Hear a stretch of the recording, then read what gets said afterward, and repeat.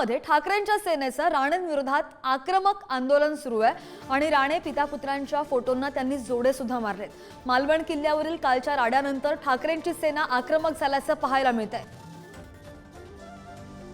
तर ही दृश्य आपण पाहतोय पुण्यामधून आणि पुण्यामध्ये ठाकरेंच्या सेनेचं हे आंदोलन सुरू आहे। राणेंविरोधात ठाकरेंची सेना आक्रमक झाल्याचं पाहायला मिळतंय आणि राणे पितापुत्रांच्या फोटोंना बॅनर्सना जोडे मारल्याचं आपल्याला दृश्यांमधून दिसतं। हे थेट लाईव्ह दृश्य आपण पाहतोय पुण्यातून। मालवण किल्ल्यावर काल जो राडा झाला त्या राड्यानंतर ठाकरेंची सेना चांगलीच आक्रमक झाल्याचं पाहायला मिळतंय।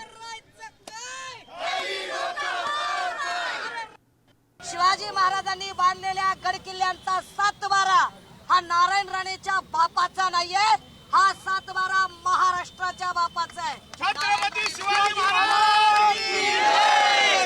आणि म्हणून नारायण राणेंवरती सामाजिक अशांतता निर्माण केल्या प्रकरणी, सामाजिक सलोखा भंग केल्या प्रकरणी, वारंवार चिथावणीखोर वक्तव्य केल्या प्रकरणी नारायण राणेंवर गुन्हे दाखल करण्याची जबाबदारी देवेंद्र फडणवीसांची आहे। आणि जर देवेंद्र फडणवीस नारायण राणे यांच्यावर गुन्हे दाखल करणार नसतील तर याचा अर्थ असा आहे की नारायण राणे, निलेश या निव्वळ बाहुले आहेत।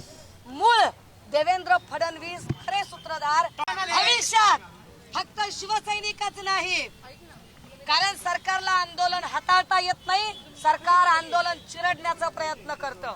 मग ते बदलापूरचं आंदोलन असो किंवा काल केलेलं शिवप्रेमींनी, सरकार आंदोलन चिरडण्याचा प्रयत्न करतं। अशा सगळ्या परिस्थितीत शिवसैनिक असो, पत्रकार असो, पोलीस असो किंवा नागरिक असो, सामान्य कुणाच्याही केसाला धक्का लागला तर याची जबाबदारी राणेंची नाही, याची जबाबदारी देवेंद्र फडणवीसांची असेल, हे फडणवीसांनी लक्षात घ्यावं।